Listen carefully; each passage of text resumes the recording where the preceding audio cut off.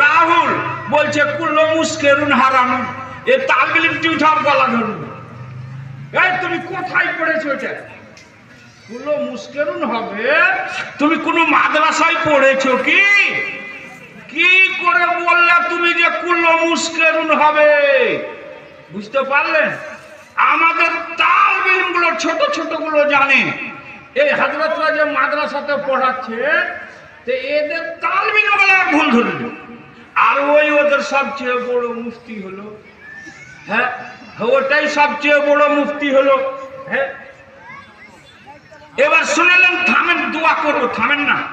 জানাজার পরেও দোয়া দেখাচ্ছে, 113 পৃষ্ঠাতে আছে। হাত তুলে দোয়া করা নবীর সুন্নাত, বুখারী শরীফে আছে।